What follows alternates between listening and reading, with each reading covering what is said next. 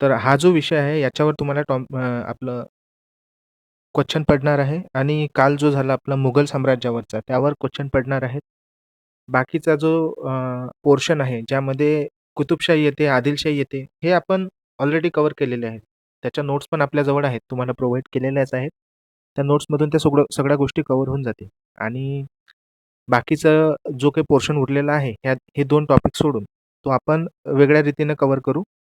सध्या आपल्याला मुघल काल झाले आणि आज निजामशाहीबद्दल याबद्दल आपण सविस्तर चर्चा करू आणि याच्यावर क्वेश्चन कसे येतील याबद्दलही आपण थोडा तो विषय पाहून घेऊ. आता निजामशाहीबद्दल जर सांगायचं झालं तुम्हाला तर ऑलरेडी याच्यावर एक लेक्चर झालेलं आहे. पण आता आपण एक ब्रीफ लेक्चर घेऊन घेऊ जेणेकरून आपल्याला सगळ्या गोष्टी रिकॉल होतील. जास्त मोठं लेक्चर राहणार नाही आहे. छोटंसंच राहणार आहे. प्रयत्न करू आपण पूर्ण पोर्शन कव्हर करायचा निजामशाहीमधला. तर हे निजामशाहीची जेव्हा गोष्ट आलेली आहे, तेव्हा ही अहमदनगर साम्राज्य म्हणजे अहमदनगर साम्राज्यातली जो भाग आहे त्याला निजामशाही आपण म्हणतो. आता दक्षिण भारतामध्ये जेव्हा दख्खनी सल्तनत स्थापन झालेल्या होत्या बहमनी साम्राज्याच्या पतनानंतर, त्यामधली सगळ्यात महत्त्वाची जी आहे, ती सत्ता निजामशाही म्हणून समोर आलेली होती. म्हणजे जवळपास 15व्या ते 17व्या शतकापर्यंतचा जो हा कालखंड आहे, यामध्ये जेव्हा बहमनी साम्राज्याचा अंतिम ऱ्हास झाला होता, त्यातून मग ही म्हणजे 5 ज्या आहेत दख्खनी सल्तनत निर्माण झालेल्या होत्या आणि मग त्यातून संघर्ष होऊन मराठा साम्राज्य उदयास आलेलं होतं. पण ह्या सगळ्या ऐतिहासिक घटना ज्या आहेत, त्या एकमेकाशी एकदम संलग्न असलेल्या आपल्याला दिसतात, जोडलेल्या असलेल्या दिसतात. आता या प्रक्रियेमध्ये जी निजामशाही आहे, ही एक अत्यंत महत्त्वाची, प्रभावी, सुसंस्कृत आणि एक प्रबळ सत्ता म्हणून आलेली आपल्याला दिसते. तर दक्षिण भारतामध्ये जी काही राजकीय परिस्थिती होती, ती बहमनी राजवटीच्या उत्तरार्धामध्ये अत्यंत गुंतागुंतीची झालेली होती.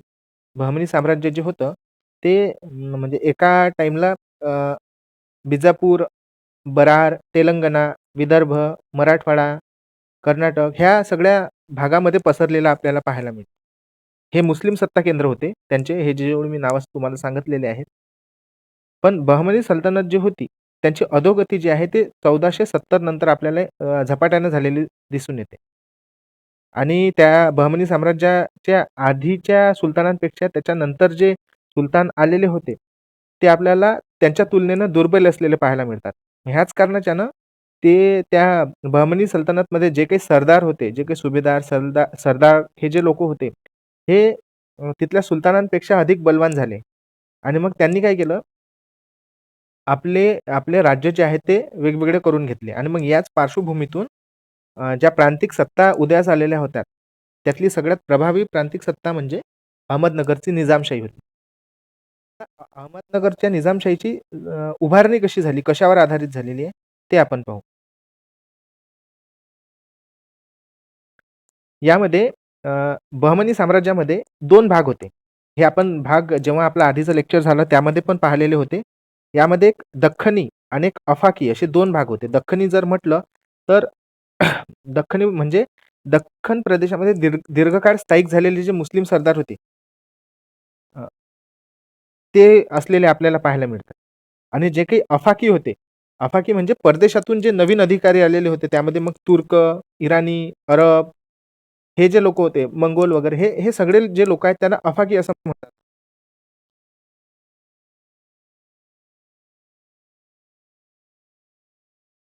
हे जॉइन करावंच लागतात कारण खूप लोकांना ना जॉइन करायला प्रॉब्लेम होत आहे.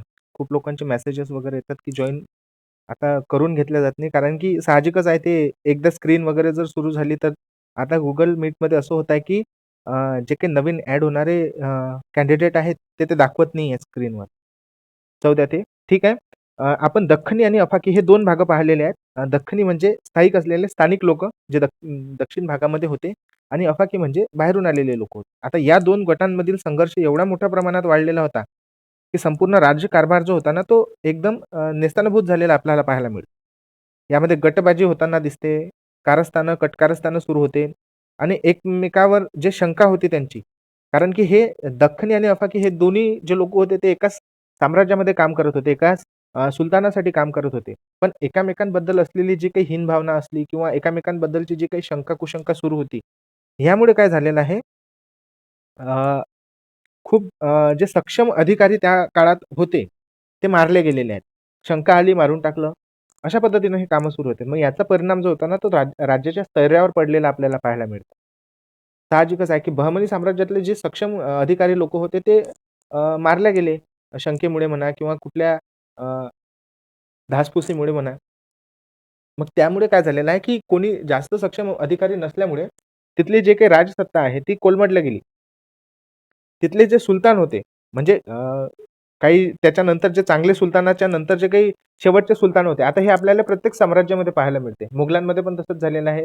त्याच्यानंतर आपल्या सल्तनत जे दख्खनी सल्तनत आहे त्यामध्ये आपल्याला हे पाहायला मिळते. त्यानंतर जे सुलतानशाही आपल्याला भारताला लाभलेली होती त्यामध्ये पण आपल्याला हेच पाहायला मिळते, की त्याच्यानंतर जे जे काही सुलतान आहे किंवा त्यांचे जे काही वंशावळ आहे, ते आपल्याला दुर्बल असलेली पाहायला मिळते, अकार्यक्षम असलेले पाहायला मिळतात. त्यातल्या त्यात हे जे सुलतान आहेत बहामनी साम्राज्यातले, हे म्हणजे छोटे-छोटे होते ना, तेव्हाच ते गादीवर त्यांना बसून दिलं आणि खरे शासक जे होते त्या काळचे छोट्याशा लेकराला जे आहे ते गादीवर बसून दिलं आणि सरदार जे आहेत ते त्यांचं शासन चालवताना आपल्याला दिसतात. मग यामध्ये अधिकारांचा दुरुपयोग पण सुरू झाला, भ्रष्टाचार पण मोठ्या प्रमाणात वाढला. प्रशासन पण एकदम ढिसाळ झालेलं पाहायला मिळते. ह्या सगळ्या गोष्टीच्यानं जे आहे ते राज्य जे आहे ते आपल्याला मोठ्या प्रमाणात खाली उतरताना दिसते. पायउतार होताना दिसते. आणि ह्याच गोष्टीचा फायदा घेऊन जे प्रांतिक सरदार होते, हे ज्या भागामध्ये वतनदार होते, त्यांनी तो जो त्यांचा भाग आहे तो आपल्याला अ, वेगळा केलेला आपल्याला पाहायला मिळतो आणि स्वतःचे स्वतंत्र सत्ता जी आहे ती घोषित केलेली पाहायला मिळतात. यामध्ये आपल्याला आर्थिक अडचणी पण मोठ्या प्रमाणात पाहायला मिळतात. ज्यामध्ये मग सततचे जे काही युद्ध वगैरे होत होते, अंतर्गत जे कलह होता, यामुळे जो महसूल जेवढा व्हायला पाहिजे जमा, तो तेवढा महसूल झाला नाही. त्यामुळे जे आहे ते आपल्याला आर्थिक संकट सुद्धा बहमनी साम्राज्यावर आलेलं पाहायला मिळतं. भौगोलिक प्रांतिकता जर पाहिली, तर यामध्ये बहमनी साम्राज्याचं जे विस्तृत भौगोलिक क्षेत्र होतं, याचं सुरुवातीला म्हणजे काय म्हणतात सांभाळणं सोपं होतं. पण त्याच्यानंतर एवढा अंतर्गत कलह वाढल्यामुळे एवढ्या मोठ्या साम्राज्याला जपून ठेवणं हे खूप कठीण झालं. मग त्यामुळे काय झालं, छोटे-छोटे भाग पडले आणि तिथले जे काही वतनदार होते त्यांनी तो भाग जो आहे तो स्वतंत्र घोषित केलेला पाहायला मिळाला. आता निजामशाहीची स्थापना करणारा जो होता एक सेकंद. निजामशाहीची स्थापना करणारा जो व्यक्ती होता, त्याचं नाव होतं निजाम उल मुल्क मलिक अहमद. निजाम उल मुल्क जे आहे ती पदवी, त्यानंतर मलिक अहमद त्याचं असं नाव होतं. हा एक सक्षम राजकारणी व्यक्ती होता. निजामशाहीची स्थापना जी आहे ती यानंच केली. यामध्ये झालं असं होतं, की मलिक अहमद जो होता, हा जन्मतः विद्वान, न्यायप्रिय, राजकीय कौशल्य असलेला अशा घराण्यातून आलेला होता. त्याचे वडील जे होते मलिक असद नावाचे, हे बहमनी साम्राज्यामध्ये उच्च अधिकारी म्हणून काम करत होते. आता जेव्हा मलिक अहमद जो होता, मलिक असदचा मुलगा याला हा लहानपणापासूनच एका प्रशासनिक वातावरणामध्ये वावरलेला होता. सैन्य, कूटनीती ह्या सगळ्या गोष्टी त्याला माहिती होत्या. ऑलरेडी त्याचे बाबा जे आहेत ते म्हणजे उच्च अधिकारी होते बहमनी साम्राज्यामध्ये.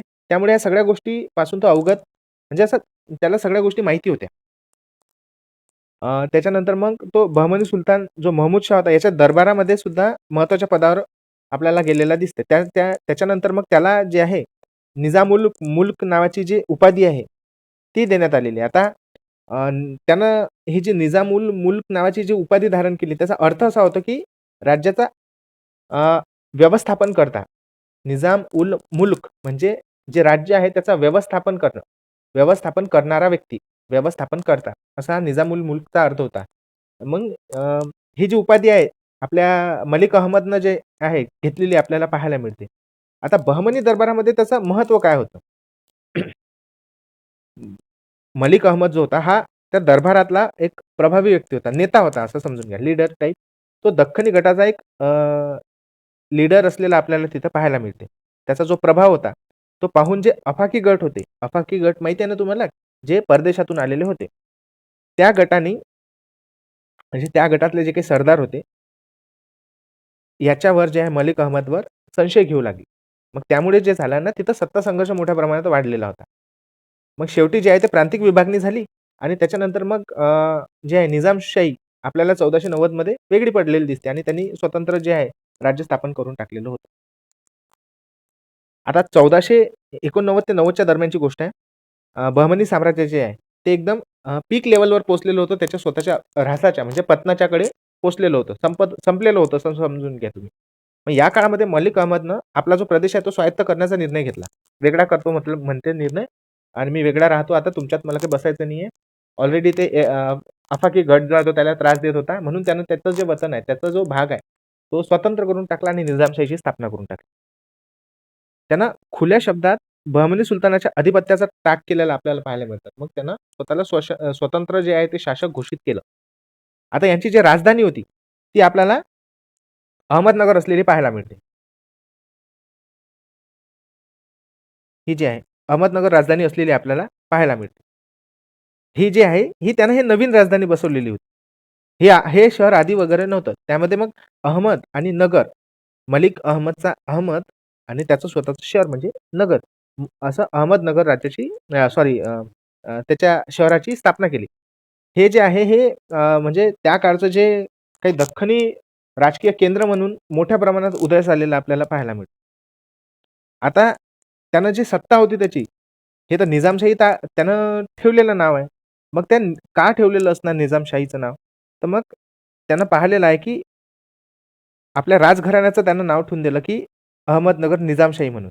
आता त्याचा अर्थ हा होता, की सत्ता बळकटीकरण करणं महत्त्वाचं होतं त्याचं. म्हणजे त्यानं स्थापना जेव्हा आपल्या निजामशाहीची केली, त्याच्यानंतर मग त्यानं काय-काय घटक जे आहेत ते नवीन आणलेले आपल्याला पाहायला मिळतात. तर मग यामध्ये त्यानं महसूल पद्धत जी आहे ती सुधारून टाकली होती.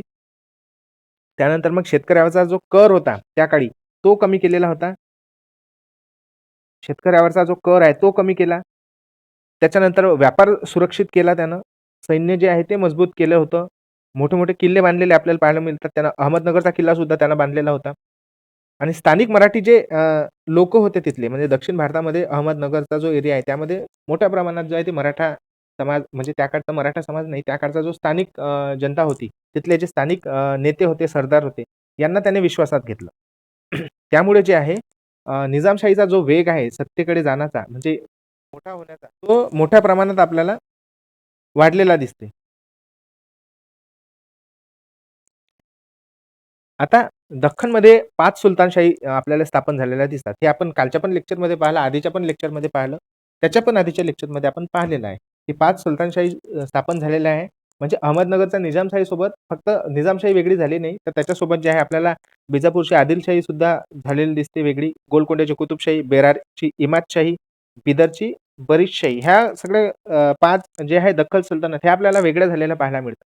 मग यामध्ये काय झालेलं आहे राजकीय स्पर्धा झाली, कूटनीती झाली, युद्ध झाले, मित्रता, फितुरी ह्या सगळ्या गोष्टी ज्या आहेत ह्या पाचही जे सल्तनत आहेत हे एकमेकांमध्ये गुंतलेली होती. पण जे निजामशाही आहे, निजामशाही मोठ्या प्रमाणात प्रभावी या ठिकाणी आपल्याला असलेली पाहायला मिळते.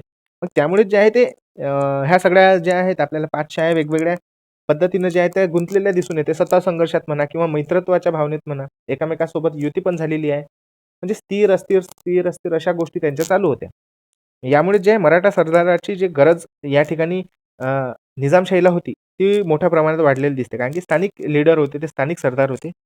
मग आणि मग पुढे मराठा साम्राज्याचा जो पाया आहे, तो आपल्याला यांच्या 5 जे सल्तनत होते यांच्या संघर्षामध्येच आपल्याला झालेला दिसून येतो.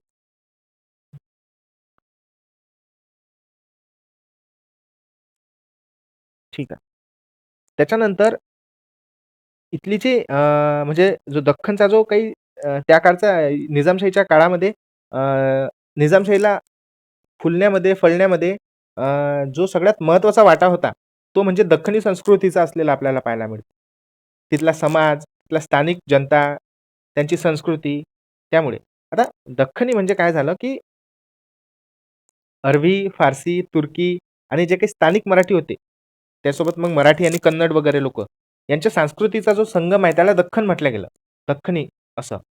तसा तर दख्खनी प्रदेश आहे. दख्खनचा आपला काय म्हणतात पठारी भाग आहे. पण हे जे दख्खन नाव आहे, हे दख्खन नाव जे आहे ते आपल्याला थोडे-थोडे असे थोडंसं फारसीसारखं आपल्याला वाटते. त्याचा अर्थ हा होते, की इथे अरबी, फारसी, तुर्क, स्थानिक मराठी, कन्नड हे जे आहे लोकं यांची जी संस्कृती इथे मोठी झालेली आहे.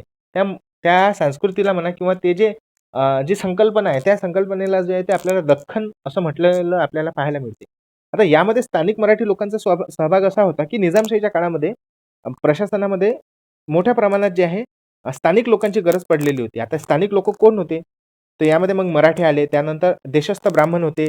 सोनार, लोहार, सुतार, त्या काळचे पाटील, कुलकर्णी हे लोकं.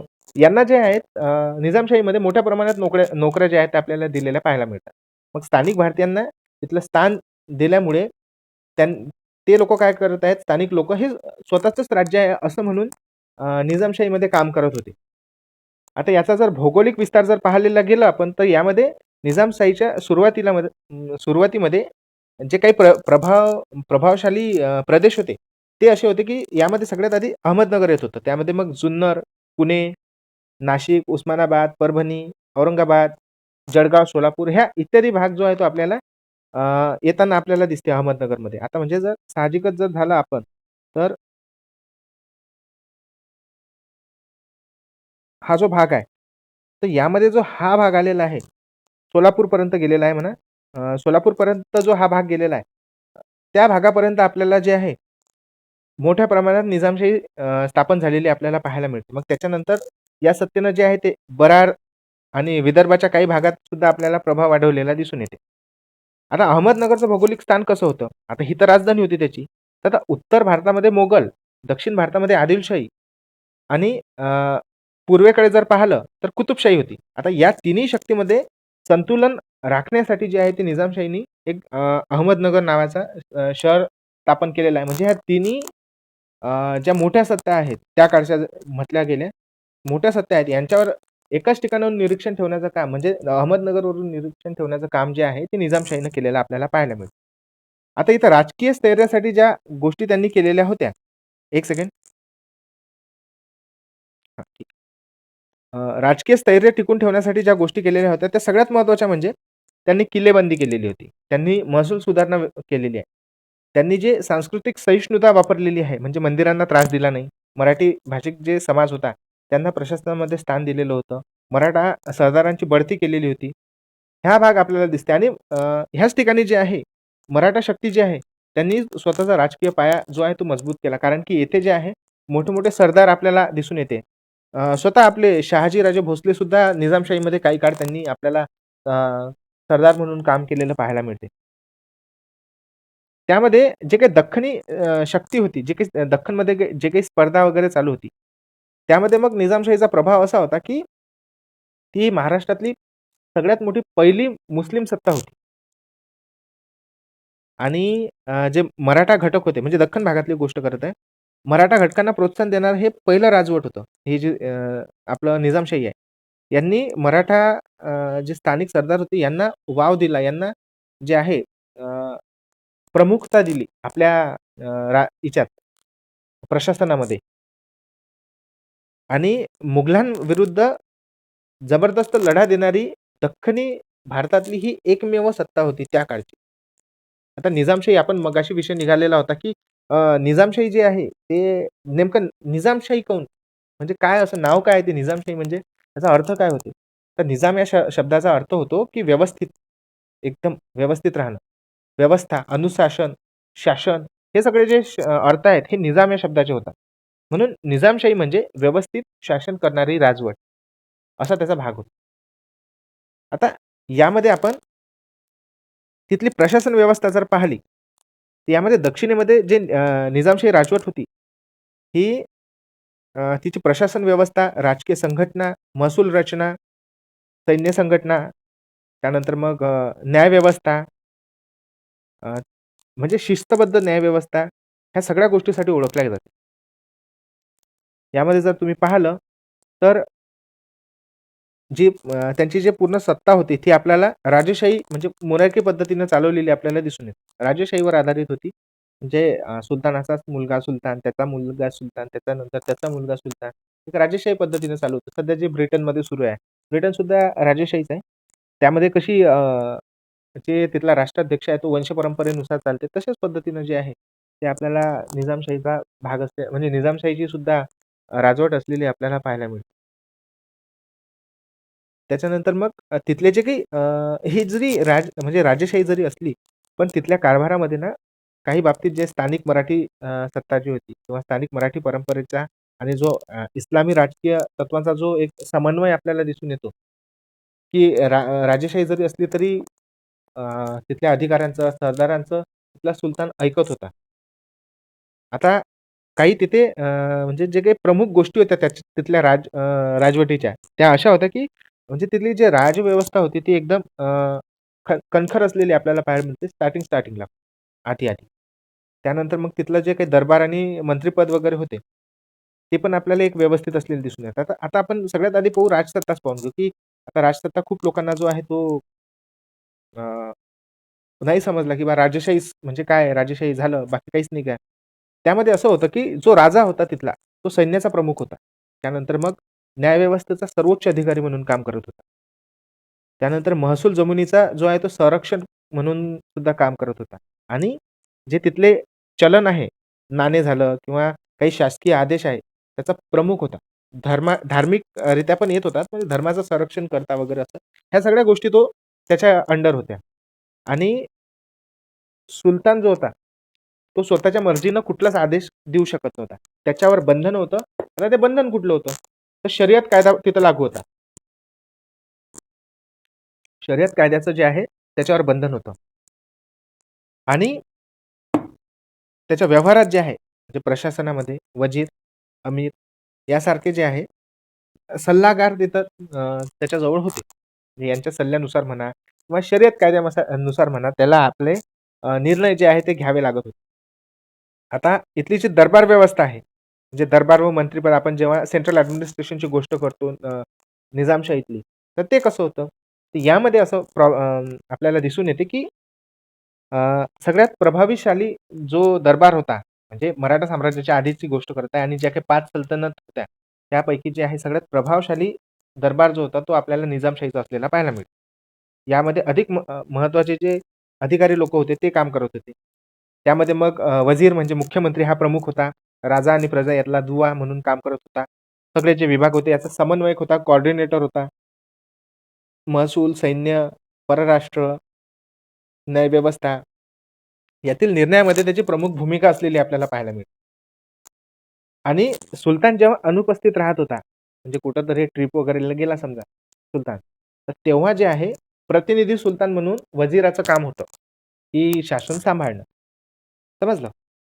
आता वजिराची जेव्हा नियुक्ती केली जात होती, तेव्हा एक अनुभवी सरदार म्हणा किंवा एखादा अमीर, तेव्हा अमीर वगैरे लोकं होते तेव्हा.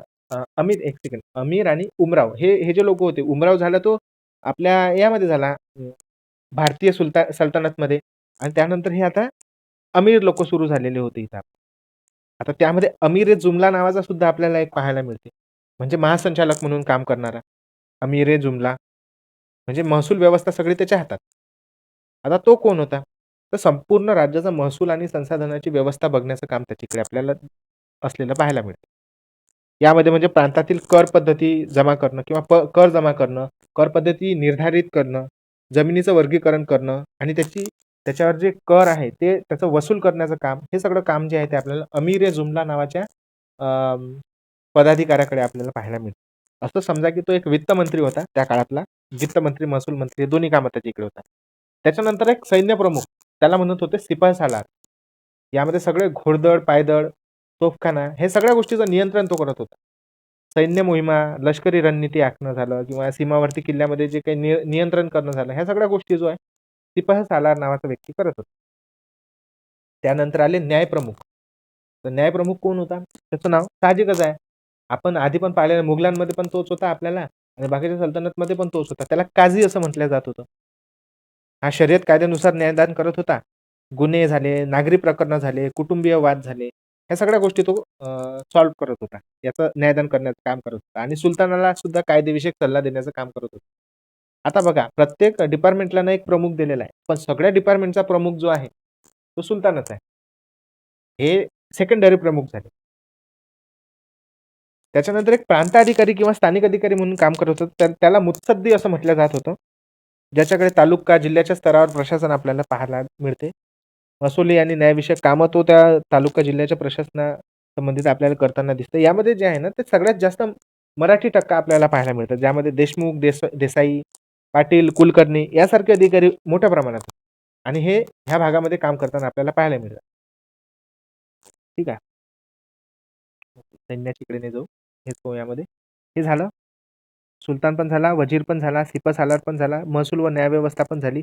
त्याच्यानंतर आपण प्रांतीय व्यवस्था पण सुद्धा पाहिलेली आहे. न्यायव्यवस्था सुद्धा आपण पाहून टाकलेली आहे. हा जो खराच कर आहे ना, हा महत्त्वाचा होता. हा जो खराज आहे, अ, हा व्यापारावर लावलेला आपल्याला पाहायला मिळते. खिराज व जकात असे 2 कर होते. हे जे कर आहेत, ते अ, आपल्याला मोठ्या प्रमाणामध्ये हिंदू आणि मुस्लिम व्यापाऱ्यांवर लावल्या जात होते. फक्त हिंदूच नाही, मुस्लिम व्यापाऱ्यांवर सुद्धा आपल्याला खराज आणि जकात कर असलेला लावलेला आपल्याला पाहायला मिळतो. त्यानंतर मग प्रांतिक शासन कसं होतं? 1 सेकंद. हां, प्रांतिक शासन कसं होतं इथलं? तर प्रांतिक शासनामध्ये जर तुम्ही पाहिलेलं आहे, तर सुभेदार, फौजदार, किल्लेदार हे लोकं होते प्रांतिक अधिकारी म्हणून काम करणारे. सुभेदार म्हणजे प्रांताचा प्रमुख असलेला, फौजदार म्हणजे सैन्याचा प्रमुख असलेला, किल्लेदार म्हणजे किल्ल्याचा प्रमुख असलेला, काझी म्हणजे प्रांतातील जो न्याय अधिकारी होता तो. आणि एक सार एक खेल नावाचा होता. आता हे बघा तुम्हाला इंटरेस्टिंग वाटणार आहे, की क्रीडा आणि घोडदळ प्रबंधक म्हणून सार एक खेल नावाचा व्यक्ती काम करत होता. हे नवीन डिपार्टमेंट आपल्याला पाहायला मिळते निजामशाहीमध्ये. आतापर्यंत जे डिपार्टमेंट पाहिलेलं आहे फक्त मारणं, त्यानंतर महसूल गोळा करणं, त्याच्यानंतर न्यायव्यवस्था करणं, ह्या सगळ्या गोष्टींमध्ये खेळत होते. पण क्रीडा आणि घोडदळ प्रबंधनाचं एक डिपार्टमेंट ओपन करण्याचं काम जे आहे ते निजामशाहीमध्ये आपल्याला पाहायला मिळते आणि तिथला जो प्रमुख होता, त्या प्रमुखाला सार एक खेल म्हटलं जातं. त्यानंतर एक महसूल अधिकारी होता, त्याला अमीन आणि पटेल असं म्हटलं जात होतं. हे महसूल अधिकारी होते. ठीक आहे. आता यामध्ये इंटरेस्टिंग असं आहे, हे वेगळं असं बसून ठेवते आपल्याला, की सारेखेल जो होता, त्याने एक क्रीडा विभाग वगैरे जो आहे, तो क्रीडा विभागाचा प्रमुख असलेला आपल्याला निजामशाहीमध्ये दिसतो. महसूल व्यवस्था जर पाहिली, एक सेकंड ते जॉइन झालं. इथली महसूल व्यवस्था जर तुम्ही पाहिली, तर ह्या महसूल व्यवस्थेमध्ये आपल्याला 3 भाग पाहायला मिळतात. आता 3 जमिनीचे प्रकार पाहायला मिळतात. सॉरी, जमिनीचं वर्गीकरण मोठ्या प्रमाणात या ठिकाणी होताना दिसते आणि जे महसूल व्यवस्था होती निजामशाहीतली, ती एकदम शिस्तबद्ध पद्धतीने होत होती. म्हणजे बहमनी साम्राज्यात जी महसूल व्यवस्थेसाठी बहमनी साम्राज्य ओळखलं जात होतं, तीच व्यवस्था जी आहे ती पुढे चालू ठेवून मग त्यामध्ये काही मराठी महसूल परंपरेचा जो आहे तो वापर करून निजामशाहीतली महसूल व्यवस्था मोठ्या प्रमाणात चालू होती. आता यामध्ये जमिनीचं वर्गीकरण केलं गेलं. आता यामध्ये कसं वर्गीकरण केलेलं आहे? एक सगळ्यात उत्तम, मध्यम आणि कमी उत्पन्न देणारी. त्यामध्ये मग जी आहे आपल्याला उत्तम जमीन जी होती, ती नदीजवळ सिंचनयुक्त असलेली आपल्याला पाहायला मिळतात. 2 नंबरची जी आहे मध्यम, ती पावसावर अवलंबून असलेली आणि 3 नंबरची जी होती, ती कोरडवाहू आपली. आता आपल्या इकडे तर नाही आहे पट्टा समजा, त्या दर्यापूर साईडला आहे कोरडवाहूचा पट्टा सध्या सुरू आहे. अंजनगावमध्ये झालेला आहे सध्या. आता मी तिकडचा आहे दर्यापूरचा म्हणून मला माहिती आहे, की तिकडे कोरडवाहू आहे. आता सध्या बोरिंग चालू बोरवेल वगैरे करणं सुरू आहे तिकडे. अ, ह्या ह्या सगळ्या गोष्टी ज्या आपल्याला पाहायला मिळतात, की म्हणजे उत्तम जमीन कुठल्या कुठल्या ठिकाणी असते तर नदीच्या जवळपास असलेला प्रदेश. नदीच्या जवळपास कोणकोणचे प्रदेश असतात? एक खादर पट्टा असतो आणि एक बांगर पट्टा असतो. आता हे हे भौगोलिक जे आहे त्या कन्सेप्ट असलेल्या आपल्याला पाहायला मिळतं. बांगर जो आहे तो नदीचा जो जुना गाळ आहे त्याला बांगर असं म्हटलं जाते आणि जो नवीन गाळ आहे त्याला खादर असं म्हटलं जाते. एकदम जबरदस्त सुपीक प्रदेश असलेला आपल्याला पाहायला मिळतं. यामध्ये म्हणजे शेती खूप मोठ्या प्रमाणात होताना पाहायला मिळते. 2 नंबरचा जो भाग आहे मध्यम जमीन, ते पावसावर अवलंबून असलेली.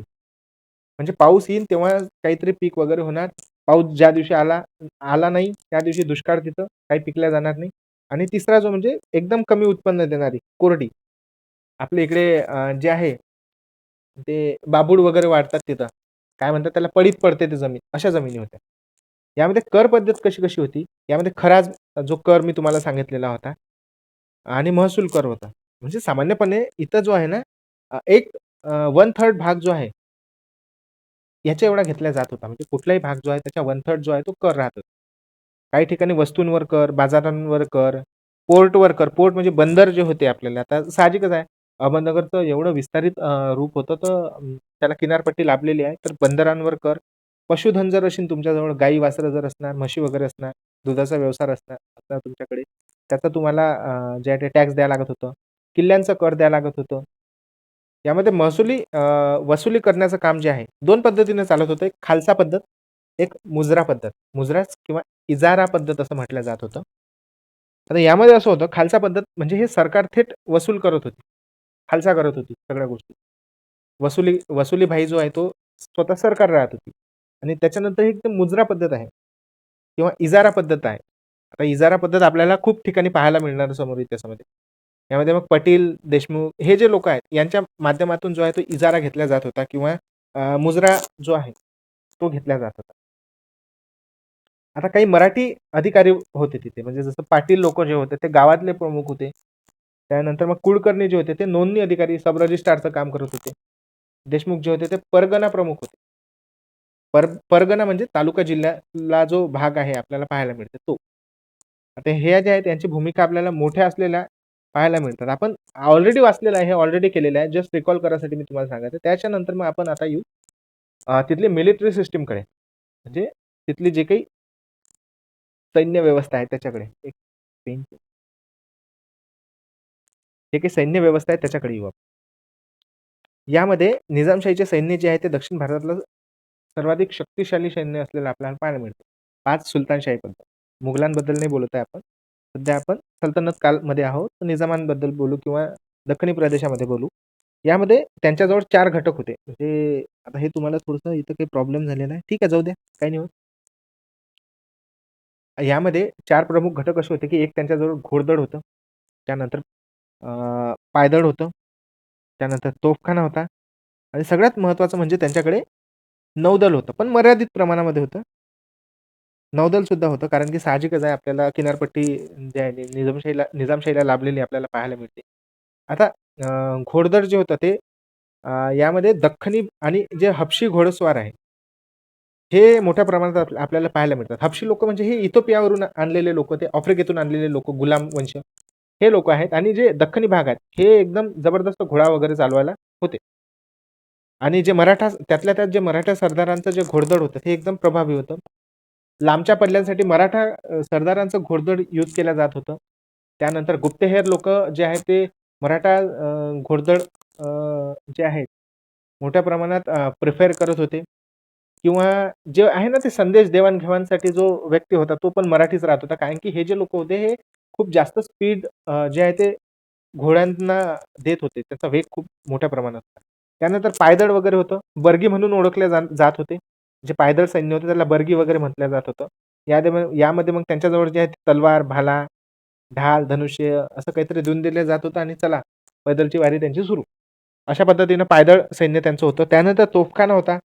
आर्टिलरी पण मोठ्या प्रमाणात आपल्याला असलेली पाहायला मिळते. अत्यंत प्रबळ होता निजामशाहीचा तोफखाना. यामध्ये मग तोफींची निर्मिती जी आहे ते हे अहमदनगरच्या किल्ल्याच्या पायथ्याशी आपल्याला होताना दिसते, तोफेची निर्मिती. यामध्ये मग लोखंडाच्या तोफा, तांब्याच्या तोफा, किल्ल्यावर मोठ्या-मोठ्या प्रमाणात म्हणजे त्यामध्ये आता एक हजरत तोफ आहे, नौबत तोफ आहे. ह्या ज्या आहेत त्या निजामशाहीतल्या काळातल्या आहेत. आताच्या काळात जर त्या तांब्याच्या तोफा असत्या तर लोकांना कापू-कापू नेले असते. नेल्या पण आहेत. मला पण माहीत आहे. कारण त्या नरनाळ्याच्या किल्ल्यावर आम्ही गेलेलो होतो. तिथं आमचेच सर होते, इतिहास शिकवत होते. पवार सर. त्यांनीच कापून आणलेलं आहे ते. तर नावही घेतलं मी. सांगा. जाऊ द्या. काही नाही. हां. तर आता त्यानंतर मग जे आहे हे आपलं सैन्य वगैरे पाहिलेलं आहे. त्यानंतर हा जो आहे हा भाग, चांदबिबीचा शौर्यपूर्ण लढा हे कालच पाहिलेला आहे मुघलांच्या विरोधात आपण, बरोबर आहे. त्याच्यानंतर आपण तिथले जे किल्ले वगैरे आहेत, नाही का समोरच्या ह्याच्यात नाहीये. ठीक आहे. तिथंच पाहू. त्यांचे जे किल्ले वगैरे आहेत, त्यांची बांधणी वगैरे झालं किंवा त्यांची जे संरक्षण व्यवस्था होती ती कशी होती ते पाहू. अहमदनगरचा जो किल्ला आहे ना, हा भुईकोट किल्ला आहे. भुईकोट किल्ला जर म्हटला ना, तर भुईकोट कशाला म्हटले जाते? म्हणजे साध्या सरळ भाषेत जर तुम्ही पाहिलेलं आहे, तर एका शहराला वगैरे वेढा वगैरे राहते तो. आणि त्यानंतर एक जाडियार किल्ला होता. दौंड, परांडा, शिवर्ण हे अशा पद्धतीचे जे किल्ले आहेत, हे किल्ले जे आहेत आपल्याला निजामशाहीमध्ये बांधलेले आपल्याला पाहायला मिळतात. ठीक आहे. एक सेकंड.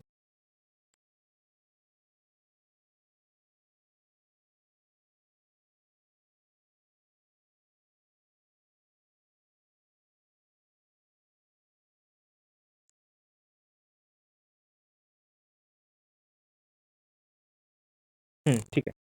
हां, भुईकोट किल्ल्यापाशी होतो आपण. तर भुईकोट किल्ला जर तुम्ही पाहिलेला आहे, तर तो म्हणजे असा काही अ, असा एका शहराला वेढा दिलेला असा म्हणा आणि शहर कुठं असतात? सपाट भागावर असतात. मैदानी भागात. म्हणजेच मैदानी भागामध्ये ज्या किल्ल्याला बांधलं गेलं, त्याला भुईकोट किल्ला असं म्हटलं जातं. त्यामध्ये मग व्यापार सुद्धा त्या किल्ल्याच्या अंदरच चालत होता. मोठे-मोठे दुकानं वगैरे म्हणा किंवा मोठे-मोठे राजवाडे वगैरे हे सगळे त्या किल्ल्याच्या अंदर.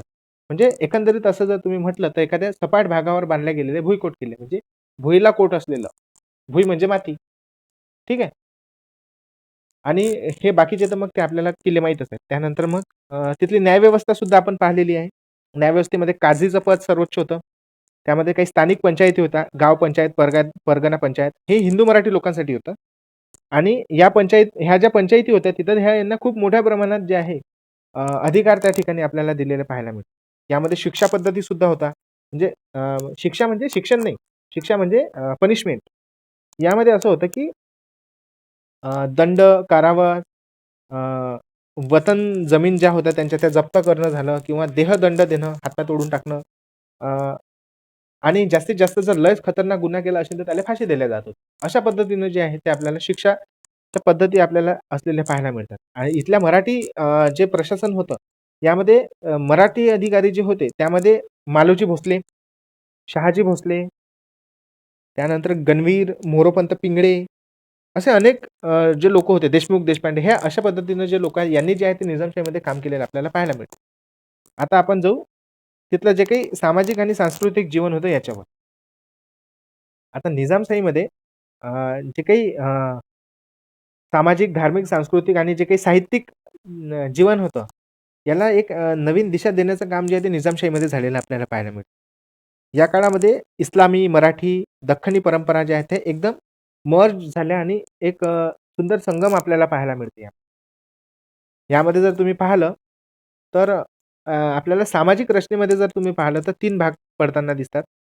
तर यामध्ये मुस्लिम सरदार व प्रशासकीय वर्ग, त्यानंतर मग शेतकरी, मराठी शेतकरी होते, कारगीर, व्यापारी आणि त्यानंतर सैन्य जे सैनिक वगैरे होते ते आणि दख्खनी भागामधली जी आदिवासी किंवा स्थानिक जमाती होती, यांचंही एक जे आहे ते वैशिष्ट्य असतं आपल्याला पाहायला मिळतं.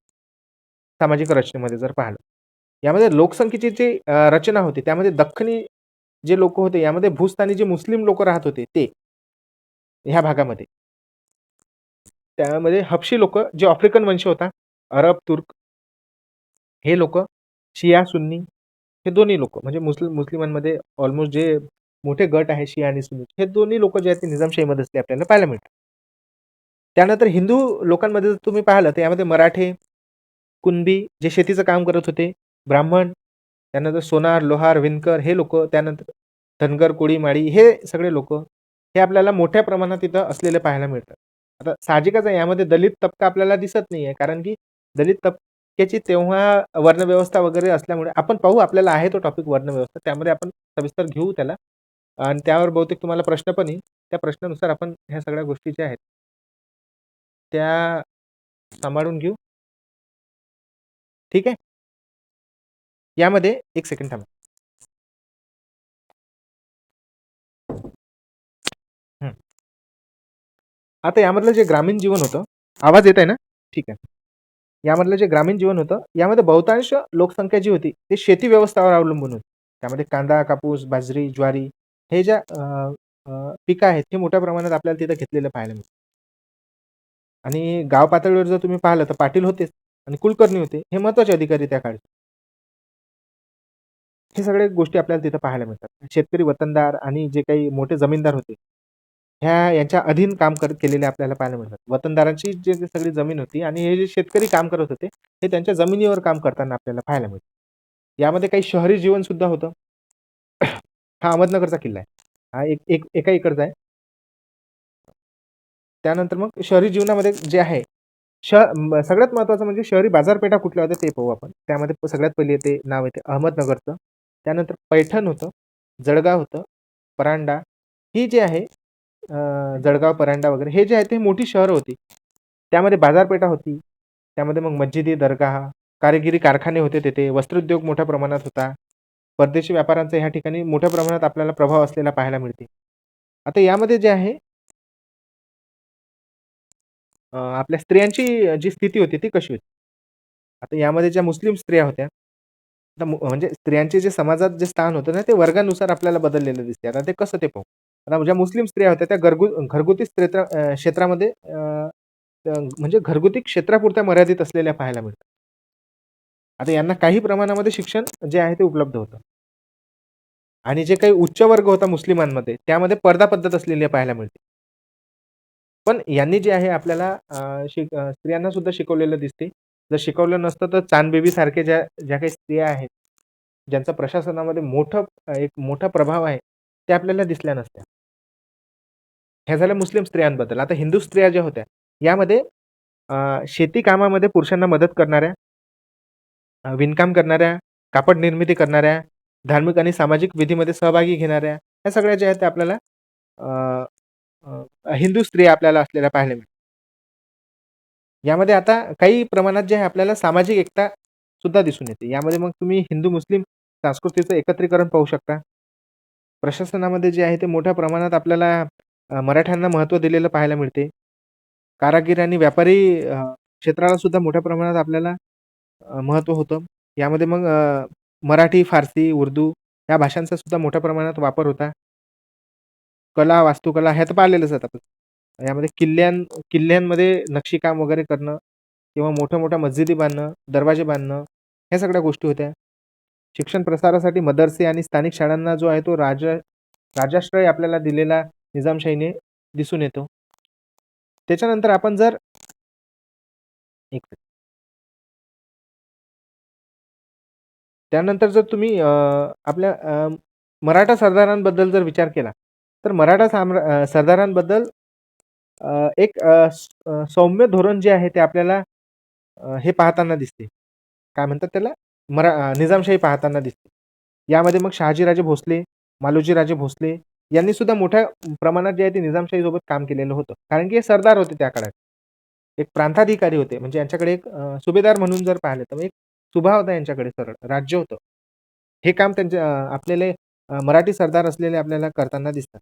सगळ्यात महत्त्वाचं म्हणजे ह्या सरदारांना जे राजकीय आणि प्रशासकीय अनुभव होते, त्यांच्याकडे जे राजकीय आणि प्रशासकीय अनुभव होते, वेगवेगळ्या साम्राज्यामध्ये काम करण्याचे, हे महत्त्वाचे होते आणि मग पुढे जे आहे आपल्याला छत्रपती शिवाजी महाराजांच्या जे काही स्वराज्याची जी राजकीय तयारी होती, याच अनुभवावर आपल्याला दिसून येते. साहजिकच आहे आपल्याला आधी पण पाहिलेलं आहे आपण, की जे स्वराज्य स्थापनेचं जे स्वप्न आहे, ते सगळ्यात आधी शहाजी राजांनी आपल्याला पाहायला मिळते. ऐतिहासिक महत्त्वाचं काय आलं इकडे? अच्छा. हां. आता आपण पाहू, की ऱ्हास कसा झाला, पतन कसं झालेलं आहे निजामशाहीचं. ठीक आहे. यामध्ये जर तुम्ही पाहिलं, तर निजामशाहीची जी प्रशासन व्यवस्था होती ना, ही सगळ्यात आधी जी आहे ती मजबूत होती. सुबक, लवचिक अशा सगळ्या गोष्टी होत्या. पण 16व्या शतकाच्या उत्तरार्धापासून जे आहे ना, काही अंतर्गत आणि बाह्य कारणांमुळे तिचा जो ऱ्हास आहे तो वेगाने सुरू झाला. म्हणजे पतन मोठ्या प्रमाणात सुरू झालं. मग शेवटी 1636 मध्ये जे आहे ते मुघलांनी जे आहे निजामशाहीचा संपूर्ण अंत केलेला आपल्याला पाहायला मिळतं. आता हे कसं झालं? एकदम तर झालेलंच नाही आहे ना, काही ना काही प्रॉब्लेम झालेलंच. यामध्ये सगळ्यात महत्त्वाचं आहे अंतर्गत संघर्ष आणि जे काही सरदार वगैरे होते त्यांची जी काही गटबाजी चालू होती ती. हे सगळ्यात मोठं कारण आहे निजामशाहीचं पतनाचं. म्हणजे अ, अ, त्या शेवटून जे आहे ते मलिक अंबर सुद्धा अ, गेलेला म्हणजे त्याचा पण आपल्याला मृत्यू वगैरे झालेला पाहायला मिळतो. जे काही हबशी लोक आहेत. आता यामध्ये आपण मलिक अंबर याच्यासाठी नाही घेतला कारण की कालच मलिक अंबर आपण झालेला आहे आपल्यावर आणि ह्या बाकीचा आपण पोर्शन कव्हर करत आहोत. मलिक अंबर विषयी जर तुम्हाला सांगून देतो, तर चांदबिबीच्या मृत्यूनंतर निजामशाहीची जी काही धुरा आहे, ती मलिक अंबरनं स्वीकारलेली होती. हा मलिक अंबर जो आहे तो इथिओपियाचा गुलाम होता. तो भारतात आलेला होता आणि निजामशाही त्यानं काबीज केलेली होती. गनिमी कावा हा जो प्रकार आहे, गोरिल्ला टेक्निक ही त्यानं जे आहे ते त्याची उत्पत्ती केलेली होती. आणि सगळ्यात जास्त त्रास देणारा जो सरदार होता, हा मलिक अंबर होता. कोणाला? मुघलांना. मुघलांना सगळ्यात जास्त त्रास दिलेला आहे. 2 म्हणजे सगळ्यात जास्त तर शिवाजी महाराजांनी दिलेला आहे. पण मलिक अंबरने सुद्धा तेवढाच त्रास दिलेला आपल्याला पाहायला मिळतो. ठीक आहे. आता अंतर्गत गटबाजी वगैरे होती. त्यानंतर जे काही तिथले किल्लेदार, सुभेदार लोकं होते, यांनी स्वतःचं जे आहे ते साहजिकच आहे अंतर्गत कलह वाढल्यामुळे हे जे बाकीचे जे सरदार वगैरे लोकं आहेत, यांनाही आपला जो आहे तो प्रांत वगैरे जिवंत ठेवायचा होता. तर मग यांनी जे आहे ते भाग जो आहे तो वेगळा करायला सुरुवात करून टाकली. आणि ह्याच कारणाच्यानं जे आहे तिथलं प्रशासन जे आहे ते शिथिल झालेलं आपल्याला पाहायला मिळते. महसूल सुद्धा कोणी गोळा करायला तयार नव्हता. त्याच्यानं महसूल सुद्धा आपल्याला घटलेलं पाहायला मिळतं. त्यातल्या त्यात म्हणजे महसूल घटल्यामुळे जे आहे ते आपल्याला तिथे आर्थिक अस्थिरता सुद्धा मोठ्या प्रमाणात आलेले दिसून येते. सलगचे जे काही युद्ध होते आजूबाजूच्या सल्तनत सोबत, त्यामुळे जो आहे तो तिथला खजिना सुद्धा रिकामा झालेला होता. वसुलीवर नियंत्रण एकदम ढासळून गेलेलं होतं. महसूल कमी आणि खर्च जास्त मोठ्या प्रमाणात होता. त्यामुळे जे आहे ते इथली महसूल व्यवस्था सुद्धा गेली आणि मोगल होतेच आपल्या मानगुटीवर बसलेले निजामशाहीच्या. त्यांनी सांगितलेलं होतं, की आमचं आधिपत्य स्वीकारा. निजामशाहीने स्वीकारलं नाही, तर त्यांनी डायरेक्ट युद्ध करून टाकलं. म्हणजे 1636 ते म्हणजे सॉरी 1633 ते 1636 या दरम्यान जे आहे मुघलांनी जे आहे ते संपूर्ण निजामशाहीला गुडघ्यावर आणलेलं पाहायला मिळतं. 3 वर्ष लागले. त्याच्या आधी सुद्धा चांदबिबीने खूप थकवलं होतं आणि मालिक अंबर तर होताच समजा. त्यांचा जीवच घेतलेला होता फक्त असा म्हणजे गळ्यामध्ये जीव आलेला होता मुघलांच्या. एवढं थकवलेलं होतं. म्हणजे ते त्या 100 वर्षामध्ये जर तुम्ही पाहिलेलं आहे, असं आहे, इतिहासामध्ये नोंद आहे ह्या गोष्टीची, की त्या 100 वर्षाच्या काळामध्ये सगळ्यात जास्त प्रभावी व्यक्ती जो होता, मलिक अंबर होता त्या काळात. त्याचा मृत्यू झाला. त्यानंतर मग कुठलंही असं दीर्घदृष्टी असलेलं नेतृत्व उरलेलं नव्हतं. मग असे सगळे लाईनी-लाईनी लेकरं जे आहे ते सुलतान म्हणून बसून देत होते. सुभेदार जे आहे ते पाहत होते. बहामनीसारखंच झालेलं आहे. ठीक आहे. त्यानंतर मग काही किल्ल्यांचं पतन झालेलं आहे. काही किल्ले जे आहेत ते मुघलांनी घेतलेले आहेत. बाकीच्या सल्तनतने देऊन गेलेले आहेत. सैन्यसुद्धा काही व्यवस्थित राहिलं नव्हतं. कमकुवत झालेलं होतं. प्रशासनामध्ये सुद्धा आपल्याला जे आहे अ, गुप्त माहिती जाताना दिसते. म्हणजे जे काही गुप्त माहिती होती ते ऑलरेडीच लीक होऊन जात होती. पेपर लीक झाल्यासारखं. अशा पद्धतीनं. आणि ह्या गोष्टी ज्या आहेत, यामुळे जे आहे आपल्याला मोठ्या प्रमाणात पतन झालेलं दिसून येते आणि मग मुघलांनी जे आहे ते 1636 मध्ये जे आहे, औरंगजेब जो आला म्हणजे त्याकडे शहजादा होता तो. तो मुघलांचा दक्षिणेचा सेनापती होता. सुभेदार म्हणून त्याची नेमणूक झालेली होती आणि यानं जे आहे निजामशाहीचा अंत केला. सगळे किल्ले जे होते उरलेले ते सगळे वेढा घातले याला आणि जो शेवटचा सुलतान होता, हुसेन निजामशाह याला पकडलं आणि जे आहे ते निजामशाही जे आहे, ते मुघलांमध्ये विलीन करून टाकलं. ठीक आहे. आता यामध्ये अ, जे आहे, या निजामशाहीला महत्त्व काऊन आहे? आता म्हणजे तसं जर पाहिलं तुम्ही तर मराठा साम्राज्यासोबत आदिलशाही आणि कुतुबशाही ह्या चांगल्या प्रभावी असलेल्या आपल्याला दिसून येते. पण निजामशाहीचं असं वेगळं महत्त्व काऊन आहे? आपण काऊन निजामशाहीच्याच बद्दल आज अभ्यास केला? नाहीतर आपल्याला मुघल झाल्यानंतर आदिलशाही घेता आली असती. निजामशाही काऊन घेतली आपण? कुतुबशाही आपण ऑलरेडी वाचलेली आहे. आदिलशाहीला पण खूप महत्त्व आहे. डायरेक्ट जो आहे तो संबंध आलेला आहे शिवाजी महाराजांसोबत. पण निजामशाहीचा जो भाग आहे, तो निजामशाहीनं जे काम केलेलं आहे, ते मराठा साम्राज्याचा पाया रचण्याचं काम केलेलं आहे. जेवढे की मराठा सरदार होते, हे सगळे आपल्याला नंतर मराठा साम्राज्याच्या म्हणजे मराठा साम्राज्य स्थापन करण्याचं स्वप्न पाहणारे होते. मालोजी राजे झाले, त्याच्यानंतर शहाजी राजे झाले. त्या काळचे जे काही निंबाळकर वगैरे होते, देशमुख होते, कुलकर्णी लोकं, हे सगळे जे लोकं आहे ना, हे स्वतःचं राज्य स्थापन करण्याचा जो आहे विचार करत होते. पण सैन्यबळ कमी होतं. धनबळ कमी होतं, वित्तबळ कमी होतं. ह्या सगळ्या गोष्टी कमी असल्याच्यानं ते असं दूरचा विचार करू शकत नव्हते. ह्याच कारणाच्यानं जे आहे निजामशाहीने ह्या लोकांना आश्रय दिला. त्यांना प्रशासनामध्ये आपल्याला सामील करून घेतले. त्यामुळे जे आहे इथे मराठा साम्राज्याचा पाया रोवलेला आपल्याला दिसून येतो. आणि निजामशाही जी आहे ती एक धार्मिक सहिष्णू होती. हिंदू-मुस्लिम संस्कृतीचा समन्वय साधणारी होती. धार्मिक सलोख्याचं एक उत्तम उदाहरण असलेले आपल्याला पाहायला मिळते. यामध्ये जे आहे निजामशाहीमध्ये वेगवेगळे सांस्कृतिक केंद्र उदयास आलेले आपल्याला पाहायला मिळतात. या सगळ्या गोष्टीच्यानं जे आहे ते निजामशाहीला एक वेगळं महत्त्व प्राप्त झालेलं आपल्याला पाहायला मिळतं. आता हा जो आहे, हा निष्कर्ष आहे, की निजामशाही राजवटीनं दक्षिण भारताच्या इतिहासावर आपला जो आहे तो अमीट ठसा म्हणजे कधीही न मिटणारा ठसा उमटवलेला आहे. या राजवटीने राजकीय, सामाजिक, सांस्कृतिक या क्षेत्रामध्ये जे आहे ते मोठं योगदान दिलं गेलं आहे आणि तिच्या पतनानंतरच मराठा साम्राज्याच्या उदयाचा मार्ग मोकळा झालेला आहे. साहजिकच आहे कारण की सगळे मराठा सरदार निजामशाहीचं पतन झाल्यानंतर एका इकडे आले आणि शिवाजी महाराजांनी जे आहे ते मराठा साम्राज्याचा पाया रचला. मग त्यानंतर जे आहे ते आदिलशाहीमध्ये सुद्धा शहाजीराजेंनी काम केलेलं आहे. पण निजामशाहीचा अंत झाला आणि मराठा साम्राज्याची जे अंकुर आहे ते फुटायला सुरुवात झाली. म्हणजे बीजे रोवल्या गेली असं समजून घ्या. ठीक आहे. इथे आपला निजामशाही संपला. झाला. निजामशाहीचा पार्ट आपला इथं कंप्लीट झालेला आहे. यामध्ये कोणाला काही अडचण असेल तर विचारा. याच्या नोट्स टाकून देईन. ह्याच नोट्स करा, बाकी काही करू नका. खूप सारे पुस्तकं आहेत, ग्रुपवर आलेले पण आहेत. आता तेवढे तुमच्याकडनं वाचणं होणार नाहीये. त्यातले काही रेफरन्ससाठी ठेवा, काही तर नोट्स आहेत फक्त. पहा तुम्हाला जसं जमते. पूर्ण नका काढू, फालतू खर्च होणार तुमचा. ठीक आहे. यामध्ये कोणाला काही प्रॉब्लेम?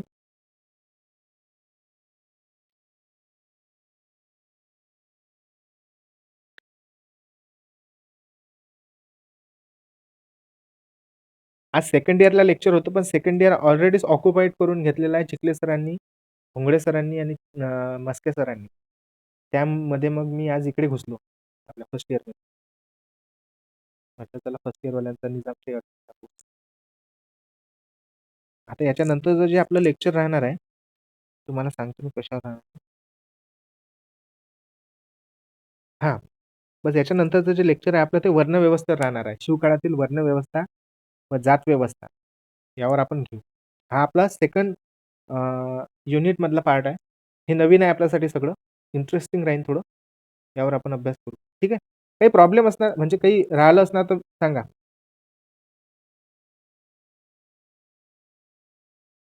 कोणाला काही अडचण वगैरे? नोट्स टाकून देईल. प्रश्न सरळ येणार आहे याच्यावर.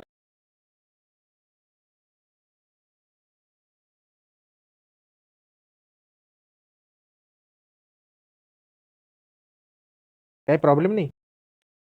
ठीक आहे मग आपण आता थांबून जाऊ इथं.